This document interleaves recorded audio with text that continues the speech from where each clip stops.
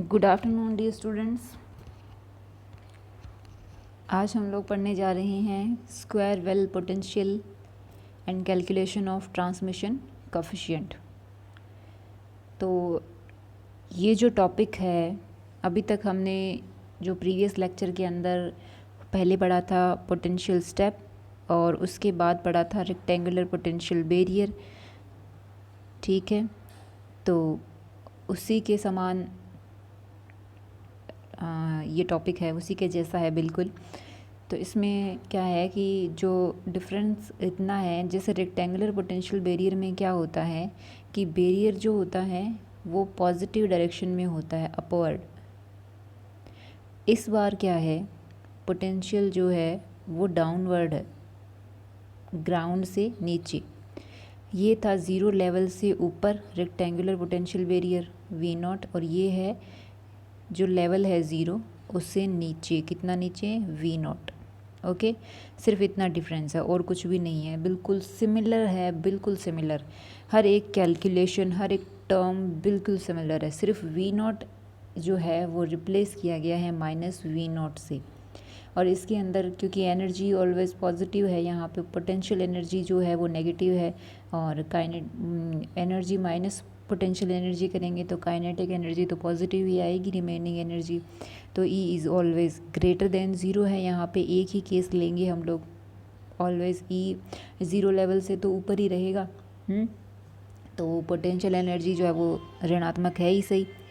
ठीक है, अब हम लोग करते हैं शुरू इसको। तो इसमें इतना कुछ ज़्यादा टफ़ भी नहीं है, हम लोग सारी चीज़ें अपने दोनों लेक्चर के अंदर कर चुके हैं, सारी चीज़ें बार बार रिपीट होंगी। तो एक बार आपने अगर एक जो डेरिवेशन है उसको बहुत ही आराम से और अच्छे से कर लिया तो आगे कोई प्रॉब्लम नहीं आएगी। तो लेट अस स्टार्ट। यहाँ पे देखिए ये क्या कह रहा है, V is potential which is zero at the reason x is less than zero, यानी कि ये ज़ीरो लेवल है, इससे इधर क्या है, पोटेंशियल ज़ीरो है। ज़ीरो से a के बीच में -V0 है, ये विड्थ है बैरियर की, है ना। ये क्या है, विड्थ है बैरियर की।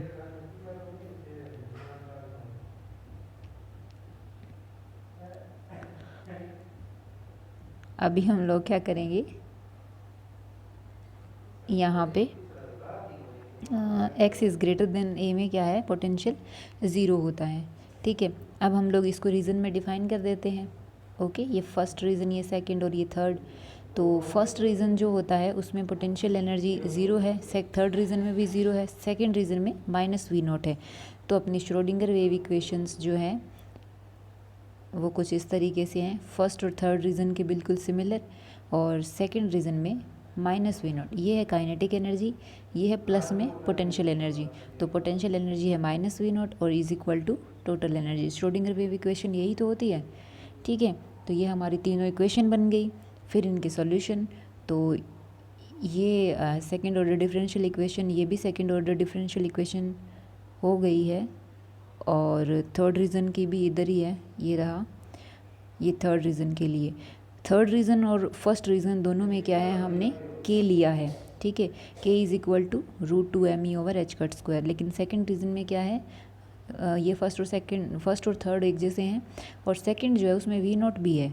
ठीक है, तो अब जब आप इसको लिखोगे तो दोनों टर्म्स पॉजिटिव आएंगी। V0 भी जैसे माइनस यहाँ से रिमूव करोगे, आप फर्स्ट टर्म का माइनस रिमूव करोगे तो सेकंड टर्म में माइनस ऑलरेडी है तो वो प्लस हो जाएगी, और ये इधर वाले के साथ माइनस आएगा, और वो जब आप इधर लेके जाओगे तो वो भी प्लस हो जाएगा। सब प्लस के रहेंगे, तो इसमें भी k' जो है वो उसका मान आता है 2m/h² V0 + E। ओके, ये k' का मान आ गया।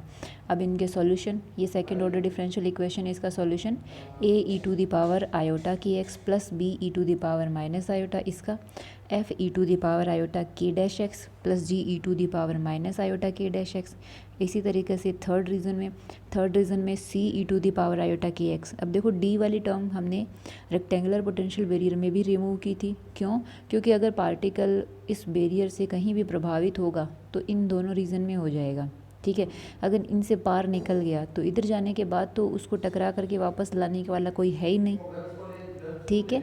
इसीलिए इसमें क्या है, डी वाली टर्म ज़ीरो होती है, क्योंकि जब ई की पावर माइनस आयोटा के एक्स लिखते हैं तो वो रिफ्लेक्टेड वेव को शो करता है, इसीलिए रिफ्लेक्टेड वेव तो जो है वो हो ही नहीं सकती है। अब हम लोग इस पे बाउंड्री और कंटिन्यूटी कंडीशन जो है वो अप्लाई कर देते हैं। तो x is equal to x is equal to zero पे, क्योंकि ज़ीरो के ऊपर किस किस की बाउंड्री लगती है, फर्स्ट रीज़न और सेकंड रीज़न की। तो फर्स्ट जो वेव फंक्शन है वो सेकंड वेव फंक्शन के बराबर होना चाहिए और उनका अवकलज भी बराबर होना चाहिए। मैंने वहाँ यहाँ लिखा नहीं है, ये जो है ना D Sai first over D x जो है वो किसके बराबर होना चाहिए, D Sai to over D x के बराबर होना चाहिए। ओके, तो वो इसके बराबर हो जाएगा। जब आप इसमें रखोगे तो a plus B is equal to F plus G. अब अवकलन करोगे तो आयोटा के आएगा और सेकंड वाले से क्या आएगा, आयोटा के डैश आएगा। ओके, तो ये मैं अभी शॉर्ट में एक्सप्लेन कर रही हूँ क्योंकि ये सब चीज़ें हमने पहले कर ली है। आयोटा के डैश आयोटा से आयोटा हमने रिमूव करना है, तो ये बन गया a माइनस बी और बराबर के डैश एफ माइनस जी। इसको थोड़ा सा ठीक करके लिख देते हैं ताकि हमें सिंपली जोड़ने में आसानी रहे। अब यहाँ हम 1 नंबर और 2 नंबर इक्वेशन को जोड़ेंगे तो ये हमारे पास 2a का मान आ गया और घटाएंगे तो 2b का मान आ गया। ये मैंने लिखा भी है वैसे यहाँ पे हर जगह 1 प्लस 2, 1 और 2 को जोड़ दो, ये 1 है और ये 2 है।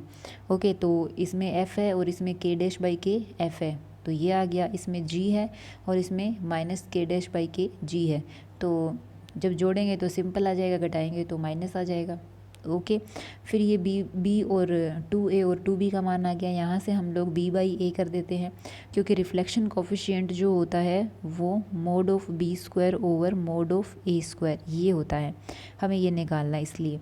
फिर b बाई a के लिए हम लोग इसमें भाग दे देंगे 4/, ये मैंने ना 3/4 लिख दिया है, ये 4/3 कर लेना।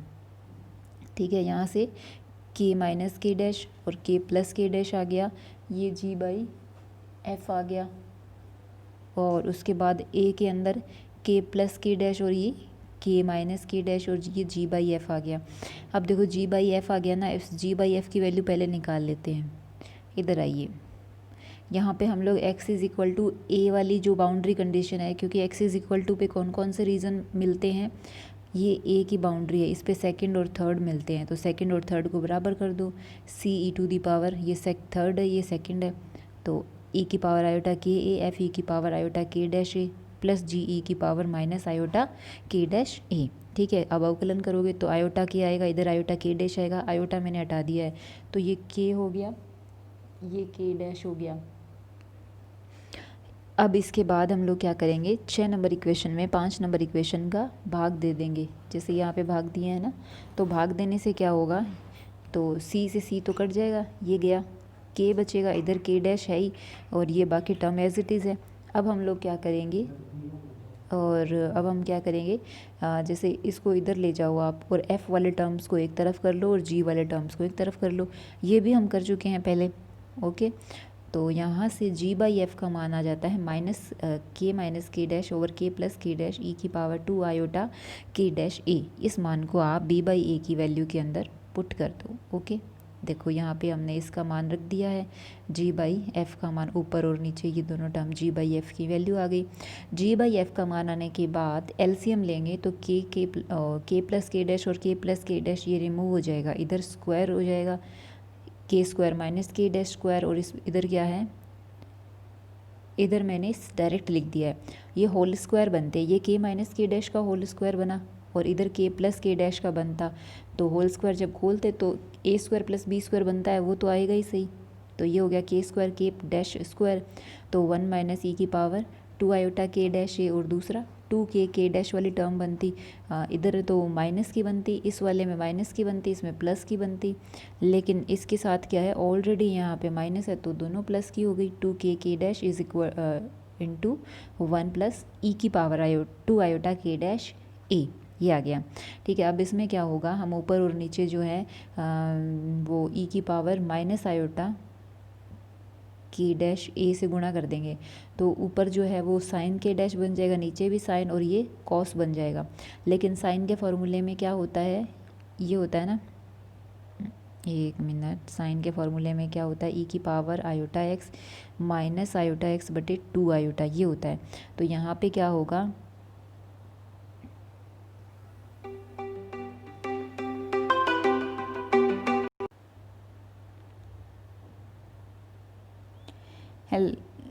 अभी हम लोग वापस आते हैं अपने टॉपिक पे कि हमारे पास ये बन गया था साइन, साइन ये कॉस, ठीक है। साइन में बटे में आयोटा होता है, इसीलिए हमने ये आयोटा जो है वो यहाँ इसमें शामिल कर दिया है।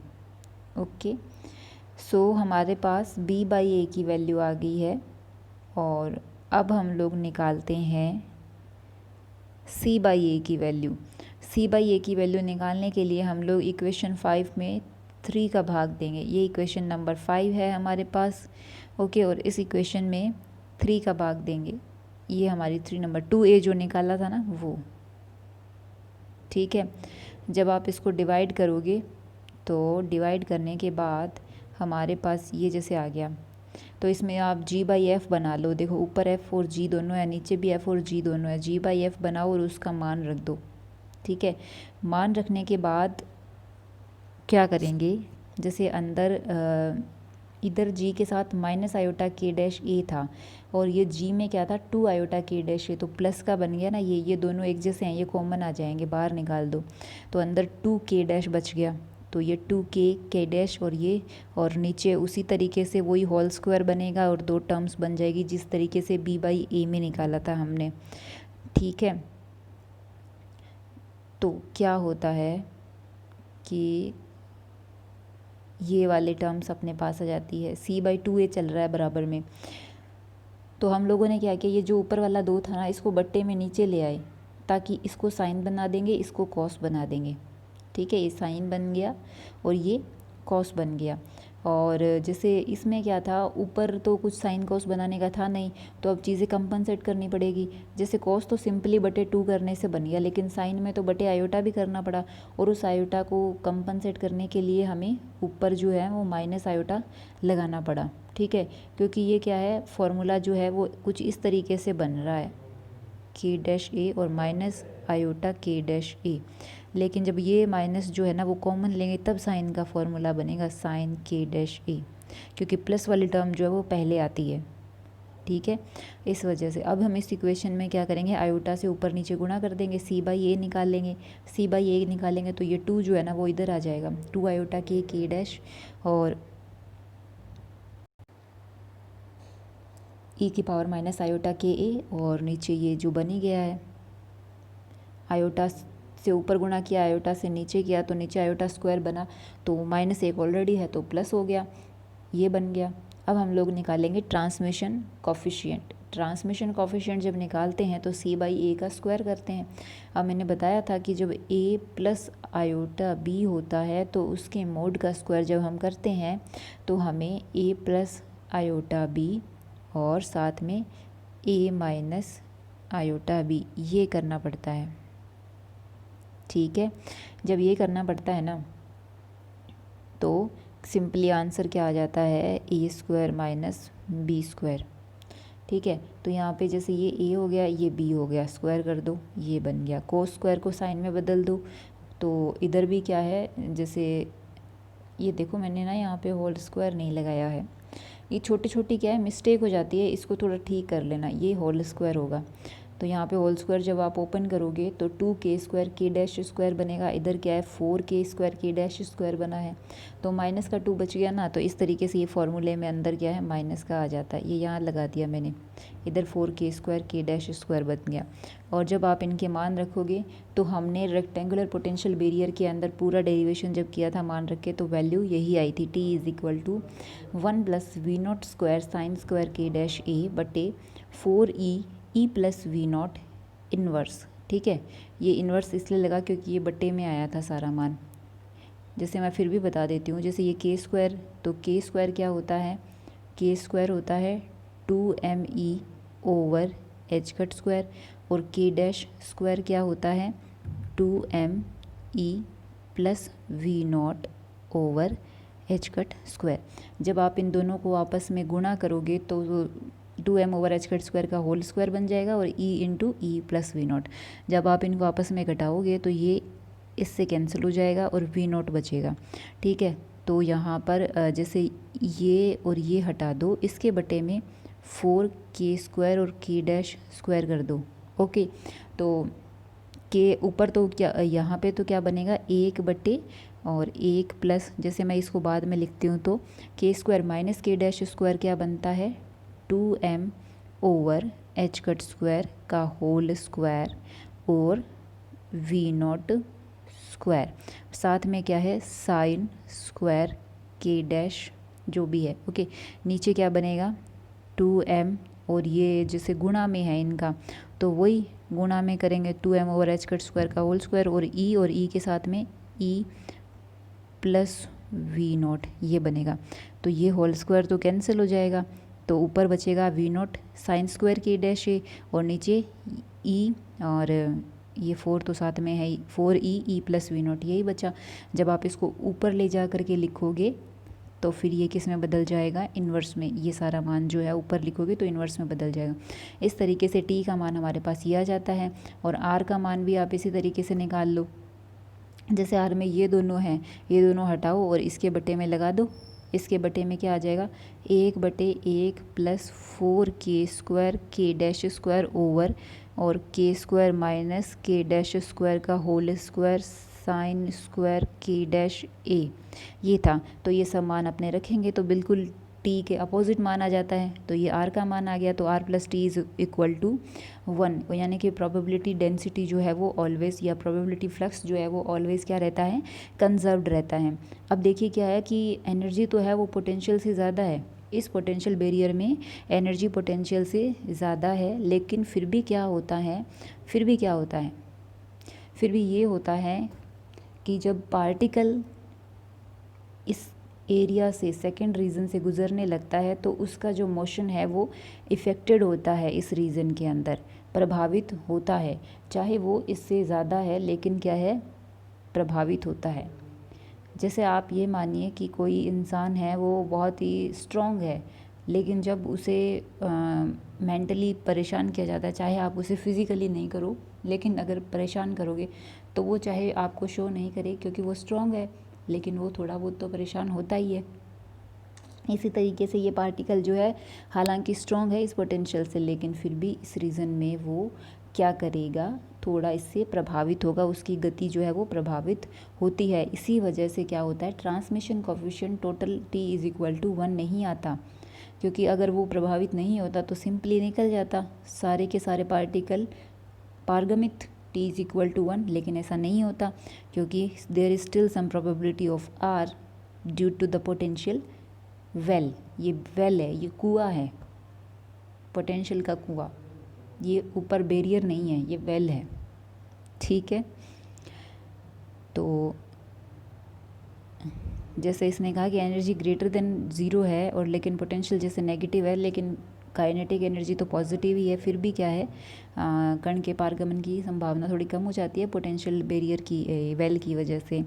अब दो कंडीशन है, जैसे यदि इन दोनों टर्म्स में क्या है साइन आ रहा है, इसमें भी साइन आ रहा है और इसमें भी साइन आ रहा है, दोनों में साइन आ रहा है। साइन आने से क्या होता है, जैसे k' थीटा पर डिपेंड करता है कि उसका मान अगर +-1 है या 0 है। जैसे थीटा कुछ इस तरीके का है 2n+1 π/2, जैसे n 0 है तो π/2, n का मान 1 रखोगे तो 3π/2। इस तरीके से सारे हाफ इंटीजर है तो हाफ इंटीजर में साइन का मान क्या होता है 1, और जब 1 होगा तो फिर r मैक्सिमम होगा और t जो है वो मिनिमम होगा, सॉरी r मैक्सिमम होगा और t भी क्या है, t मैक्सिमम नहीं हो सकता, ये मैंने गलत लिख दिया होगा शायद, क्योंकि जब r मैक्सिमम होगा तब तो t मिनिमम होगा।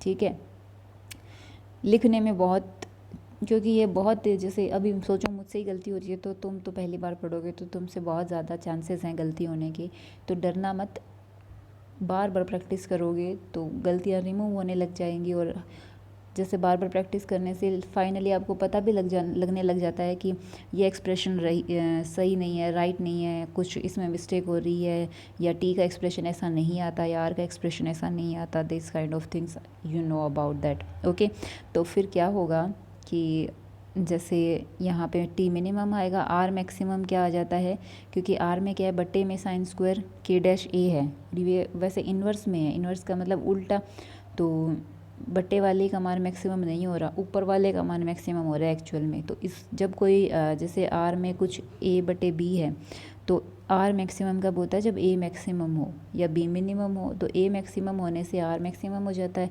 तो साइन अगर अपने मैक्सिमम वैल्यू दे रहा है तो आर मैक्सिमम हो गया। अब देखो साइन अब मिनिमम वैल्यू दे रहा है एन पाई पे, तो आर मिनिमम हो गया और टी क्या है, मैक्सिमम हो गया। इसीलिए यहाँ पे क्या है, आपको थोड़ा सा इसको मिनिमम करना पड़ेगा। ओके, तो अब देखिए ये कर्व है टी का, ये टी है इस पे, और ये है ई बाई वी नॉट। अब ये क्या है, क्या शो कर रहा है कि कुछ मानों पर क्या है, पारगमन गुणांक जो है टी, उसका मान 1 को अप्रोच करता है, फिर 0 हो जाता है, 0 तो नहीं लेकिन कम हो जाता है, फिर 1 को अप्रोच करता है, फिर 1 कम हो जाता है। इस तरीके से चल रहा है। ऐसा क्यों होता है? ऐसा इसलिए होता है कि जो वेल है हमारा पोटेंशियल का, 0 से लेके ए के बीच में, उसके बीच में जो वेव्स हैं उनका क्या होता है, जिसको हम बोलते हैं विनाशी व्यतिकरण, डिस्ट्रक्टिव इंटरफेरेंस, वो हो जाता है, जिससे क्या है, टोटल एम्पलीट्यूड जो है वो 0 हो जाता है, जिससे, और अब मान लीजिए रिफ्लेक्शन तो हो रहा है, लेकिन क्या है, जिन कणों का रिफ्लेक्शन कुछ इस तरीके से हुआ, कुछ और कणों का रिफ्लेक्शन कुछ इस तरीके से हुआ, ठीक है। तो इस तरीके से होने से टोटल रिफ्लेक्शन 0, सो ट्रांसमिशन कोफिशिएंट बिकम मैक्सिमम। जहाँ ऐसा होगा वहाँ पे ट्रांसमिशन कोफिशिएंट क्या है, मैक्सिमम हो जाएगा। तो फाइनल रिजल्ट क्या निकलता है कि जब विभव कूप के क्षेत्र सेकंड में कोई वेव फंक्शन जो है वो बाहरी क्षेत्र के तरंग फलनों से निर्बाध रूप से मेल खाता है, तब हम लोग कहते हैं कि तरंग पूर्ण रूप से पारगमित हो गई, और इस अवस्था में आपतित कणों का अनुनादी पारगमन होता है। यानी कि मानिए ये रीज़न है 0 से ए का। ओके, ठीक है। अब ये वेव जो है, सॉरी अभी दोबारा बनाते हैं इसको अच्छे से। जैसे ये कोई रीज़न है 0 से ए का, अब इधर से कोई वेव आई, जैसे यहाँ, ठीक है। अब यहाँ पे कुछ ऐसे मान लीजिए इस तरीके से ऐसे हो गई, या फिर उसके बाद में ऐसे, तो ये क्या है, गड़बड़ है। तो ये क्या है, रिफ्लेक्शन हुआ है। टोटल पारगमन मतलब ये रीज़न है 0 से ए का, वेव इस तरीके से आई, बिल्कुल भी प्रभाव नहीं पड़ा पोटेंशियल वेल का, ठीक है। तो इसे हम कहते हैं अनुनादी पारगमन, कि जो इस रीज़न की वेव है और इस रीज़न की वेव है उससे निर्बाध रूप से मेल खाती है, ये आराम से जुड़ती चली जाती है। ऐसा नहीं है कि कुछ इफेक्ट पड़ा है इसका। जैसे हमने उसमें पढ़ा था ना, रेक्टेंगुलर पोटेंशियल बैरियर में क्या होता है, जैसे ऐसे वेव आ रही होती, फिर इस रीज़न में क्या है, कुछ इस तरीके से, और फिर यहाँ पे उसकी प्रोबेबिलिटी जो है वो और भी कम हो जाती है। जैसे इसको कुछ इस तरीके से बनाया गया था, ये लेवल बनाया हुआ था उसमें, तो यहाँ से फिर वो थोड़ी वीक पड़ जाती है, और फिर यहाँ पे उसका एम्पलीट्यूड और भी कम हो जाता है। तो ये रिफ्लेक्शन को शो करता है, ठीक है।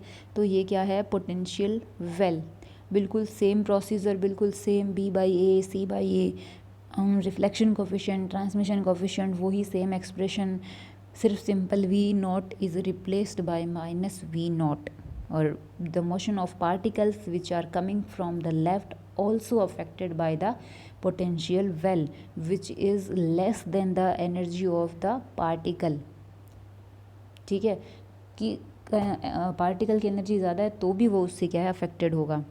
नेक्स्ट है रामसौर टाउनसेंड इफेक्ट। रामसौर टाउनसेंड ने सर्वप्रथम इस अनुनादित पारगमन को निष्क्रिय गैसों जैसे नियॉन व ऑर्गन के परमाणुओं से अल्प ऊर्जा के इलेक्ट्रॉनों के प्रकीर्णन में प्रेक्षित किया। इस कारण इस घटना को रामसौर टाउनसेंड प्रभाव कहते हैं। इन गैसों के परमाणुओं में स्थितिज ऊर्जा 1 एंगस्ट्रॉम चौड़ाई वर्ग विभव कूप के समान होती है। इस विभव कूप की गहराई तथा आपतित इलेक्ट्रॉनों की ऊर्जा इतनी होती है कि विभव कूप आपतित इलेक्ट्रॉनों का अनुनादित प्रकीर्णन कर देता है। ये रामसर टाउनसेंड जो थे, अब उनके नाम पे ही इस प्रभाव को नाम दिया गया है। जो ये अनुनादी ये प्रभाव हुआ है ना, निर्बाध पारगमन जिसको हम कह रहे हैं, है ना, तो वो उन्होंने ही सबसे पहले जो ये इनर्ट गैसेस होती हैं, नियॉन ऑर्गन, और उनसे जो बहुत ही कम एनर्जी के इलेक्ट्रॉन्स मिलते हैं, उनकी स्कैटरिंग के दौरान ये मेजर किया था। और अप्रॉक्सीमेट 1 एंगस्ट्रॉम चौड़ाई का जो वर्ग विभव कूप था उसके अंदर, तो उन्हीं के नाम पे इसको रामसर टाउनसेंड इफ़ेक्ट कहते हैं। ये मैंने पहले आपको पढ़ाया। उससे इसके बाद एक और टॉपिक बचता है अल्फ़ा डीके, और अल्फ़ा डीके जब हम लोग पढ़ लेंगे तो फिर हमारी थर्ड यूनिट जो है वो कंप्लीट हो जाएगी। काफ़ी जल्दी होगी थर्ड यूनिट, क्योंकि इसके अंदर ये डेरिवेशन थे, और डेरिवेशन जो है कॉम्प्लिकेटेड लगते हैं, लेकिन क्या है, उनको पढ़ने के बाद जो हमारा स्टडी मटेरियल है वो बहुत ही स्मॉल हो जाता है। थोड़ा कॉम्प्लिकेटेड ज़रूर रहता है, लेकिन कॉन्सेप्ट जो है, कॉन्सेप्ट इसमें क्या है, सारा डेरिवेशन ही है, और डेरिवेशन के थ्रू ही हम लोग मेज़र कर रहे हैं कि आर क्या है, टी क्या है। कॉन्सेप्ट तो सिर्फ इतना सा है कि आपके हाथ में एक बॉल है, आप उसको फेंकने जा रहे हो, सामने एक दीवार है, हम देखना चाहते हैं कि दीवार को पार कर पाएगी या दीवार से टकरा करके वापस आ जाएगी। अगर हमारी बॉल की एनर्जी दीवार की हाइट से ज़्यादा है तो फिर दीवार को पार कर जाएगी, अगर कम है तो दीवार से टकरा करके वापस आ जाएगी। सम केसेस में क्या होता है, एनर्जी ज़्यादा होने पर भी क्या होता है, घबरा जाती है, टकरा करके वापस आ जाती है। There is some probability for reflection still, because मतलब जब एनर्जी ज़्यादा है तो भी ऐसा हो जाता है पार्टिकल्स के अंदर। इन जनरल फिज़िकल जैसे नेचर अपने देखें तो तब तो बॉल के लिए तो ऐसा नहीं कह सकते हैं, लेकिन सिमिलर बिहेवियर होता है। जैसे हम पोटेंशियल स्टेप पढ़ रहे हैं, रेक्टेंगुलर पोटेंशियल बैरियर पढ़ रहे हैं, चाहे हम लोग पोटेंशियल वेल पढ़ रहे हैं, इसीलिए मैंने तीनों को एक साथ पढ़ाया है। अब एक साथ पढ़ाया है तो ऐसे मत सोचिएगा कि कंफ्यूज हो जाएं, कंफ्यूज होने की ज़रूरत नहीं है। थोड़ा सा ध्यान रख के समझ के क्वेश्चंस को कीजिए, कोई भी प्रॉब्लम नहीं आएगी। आई विश आपको कोई प्रॉब्लम नहीं आएगी, एंड आई होप नहीं आएगी। तो पढ़ते रहिए, खुश रहिए, स्वस्थ रहिए, अपना ध्यान रखिए, और फिज़िक्स पढ़ना मत छोड़िए। कंटिन्यूटी बहुत ज़रूरी है, कंटिन्यू बने रहिए और हमारे वीडियोस को देखते रहिए। किसी को अगर अच्छा लगे तो लाइक भी कर सकते हैं आप लोग। Okay, thank you.